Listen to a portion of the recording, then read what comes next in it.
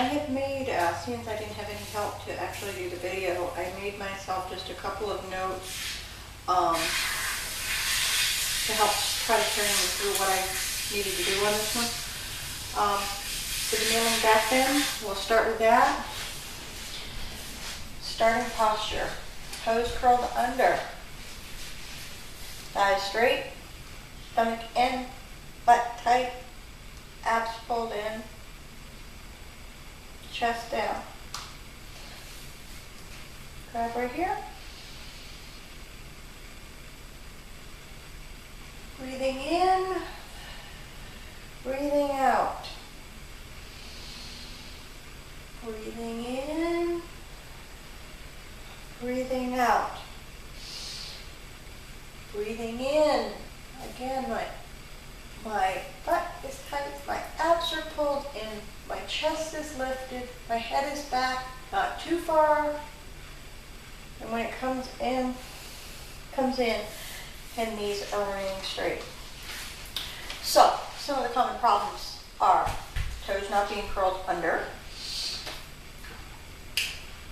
tush not being tight, abs not being pulled in, chest not getting lifted up, flopping too far back, leaning too far back on the thighs,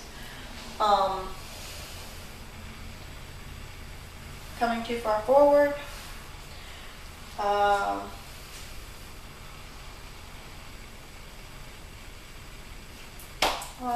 I think that's about it. Holding their breath. Sometimes people are holding their breath and not breathing in as we're kind of rounding back, breathing out as we're folding down.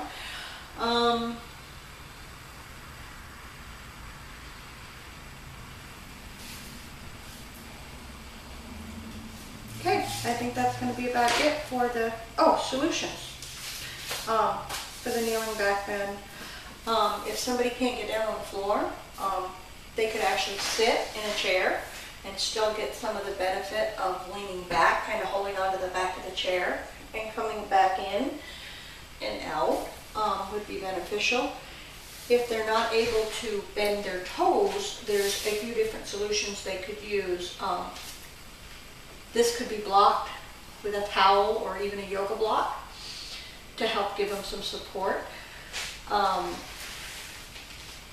There's exercises for people who aren't able to bend their toes, and one would be, just to get the fingers between the toes and kind of move and work with them, circling them around.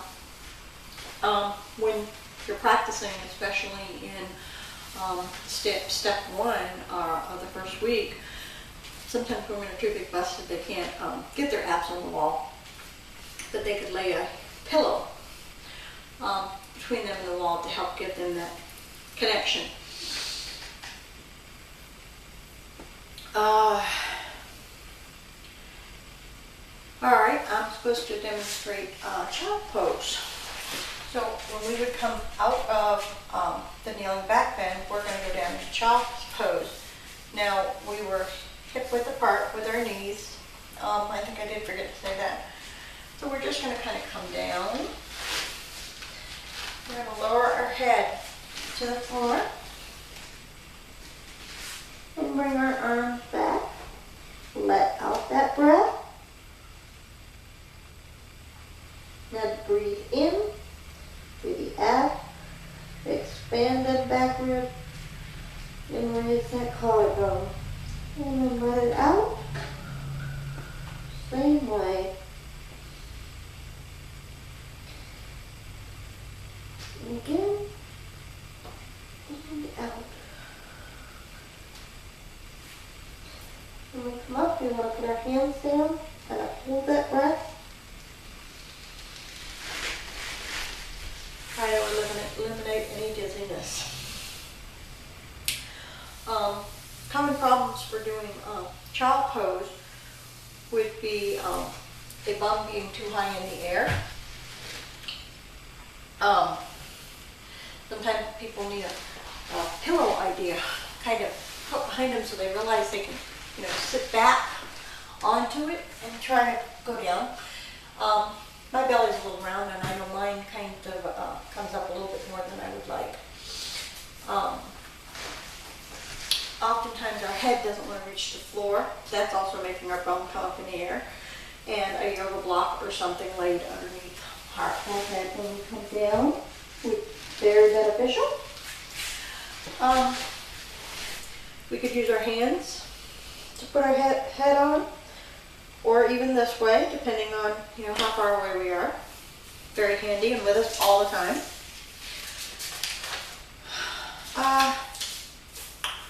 Tabletop. As you know, Carolinda, this has been my biggest challenge exercise. When I get set up for it the correct way, I find it to be very easy, and when I don't, it can be very, very difficult. So, for week one, there's 3 weeks on this. For week one, we're just going to lift and pull forward a little bit, and then slide back. I'm going to start strengthening these arms. So, the whole goal is to just lift and focus on getting on our feet. Oh, this mat's not going to work.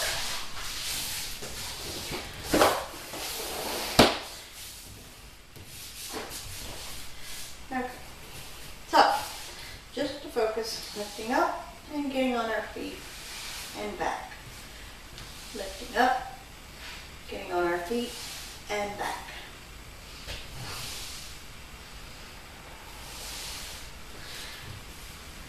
Week 2, we're going to lift up slightly.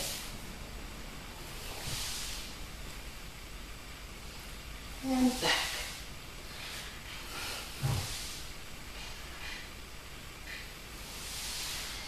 Now, when we do this, we want to activate these cores, pull in, hold that, breathe in, and breathe out. Breathe in, out. Week 3 is full move. I'm going to try to do this without a block.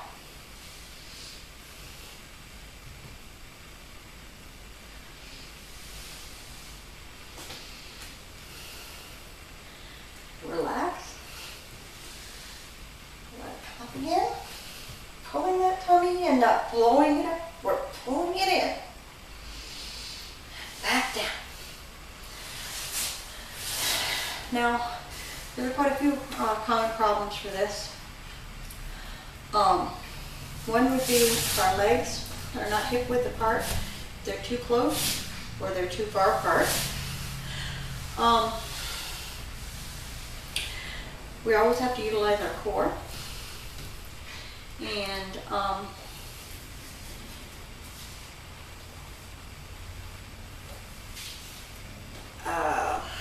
the one thing we don't want to be doing when we're doing this is letting the momentum pull us forward. We want it to actually be utilizing our limbs that are on the ground, our feet and our hands, and our core to actually do that work, not the swing of the momentum. If I swing back fast enough, I can go back up again.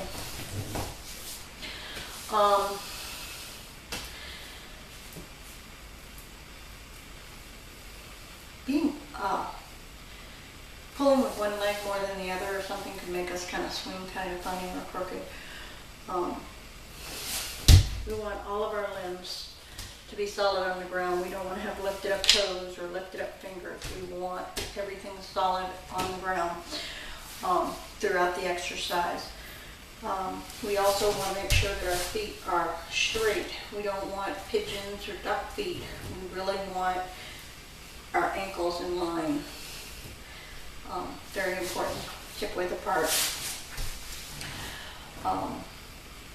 Some people can actually throw themselves up too high, and instead of being a table, they're actually, just got their belly up. They look like they're doing a yoga wheel or something. When we are in this position, we obviously don't want to be hunching over, rounding over. We want to be nice and straight, but we don't want our shoulders up in the air. We want them down. I don't have much lift room, from this point, I have very little. For me, I usually have to use blocks, but when I use blocks, it seems to put more pressure on my wrists. So, like some people, we're gonna have weak wrist, and they're gonna strengthen over time. So, if somebody is favoring one side or the other, what we could do is we could line them up with a line, a piece of tape down their mat, a seam, so that when they're going forward, they can see and that they can have that in their vision all the time to work with.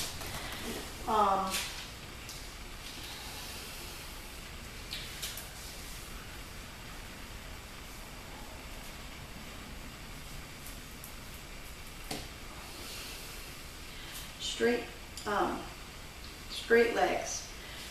Some people have a hard time to actually get their legs straight, but you know, if you're pinked up a little bit, that's okay. It's just where you start, and over time, these hamstrings are going to let the leg go down more and more and more, which is good.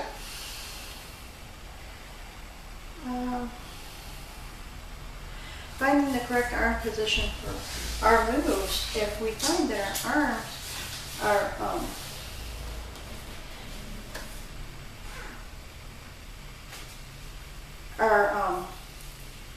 kind of long, for a lot of people, they can actually move their hands back a half an inch and find a better position for themselves.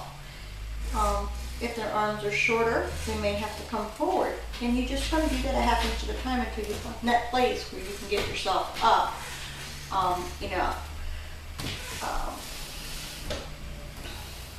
We just want to look for that balance where we have that control to be able to quickly get our feet down. If our arms don't reach, which is, a little bit of an issue for me, like I said, we can use yoga block whenever it's not going to be slippery. We can make wooden blocks that are very smooth. Sometimes yoga blocks are too high. Maybe a book. They make that non-slip rubberized stuff. Gluing that to the back of a book or wrapping it around a book or something to help that not be slippery and give us the right height, which is probably what would be good for me, because I know my yoga blocks are too high and seem to put a lot more pressure on my wrists. So we do have to watch for things being too high, as well as our arms not being long enough.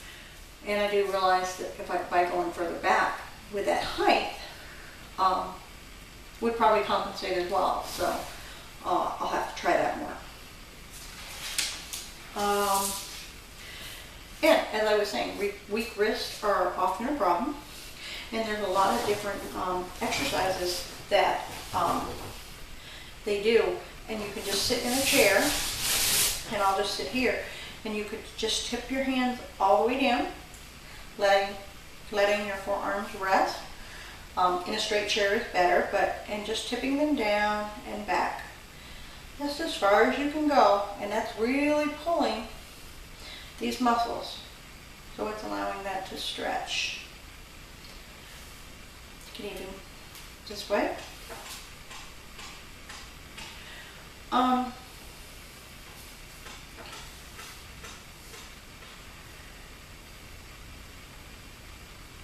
again, doing exercises in general, they're going to strengthen over time. And a lot of people will go up against a wall and do the same thing. They will get themselves into a position where they can do it on the wall, leaning in this way. It's very good. In tabletop, like I said, some people will round up too much. And then there's also, if you're trying to build strength in these wrists, at first, maybe you can't come all the way up. Oh, I know what I'm thinking. The legs. If the legs are a little bit weak, we can always lie down and just let the legs do the work of bridging. And that's building the strength in here to help us do the tabletop. And I've done this in the bathtub before and found that that works really well.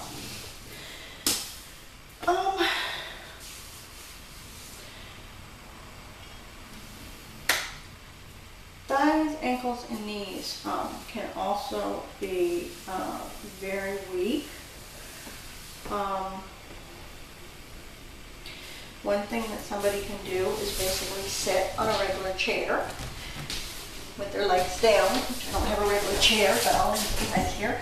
We can sit on a chair and just kind of work these legs up. And that's really working the thighs and bringing them up and bringing them down a little bit too low. I guess when that gets easy, we could always do two. We should always be concentrating on the core because you will need that. Pull your legs forward.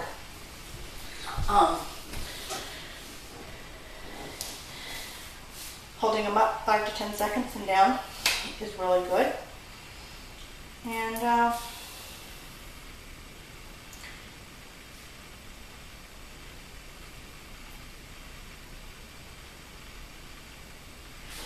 And the other really good one for our legs and our feet is to stand up. And again, having a wall or a chair in front of us is really handy because we can come up on our toes and back down. And this is really working for the calves and building up that ankle strength. I think you really need to hold when you do that, but it's giving a lot of control. So, I think that about wraps it up.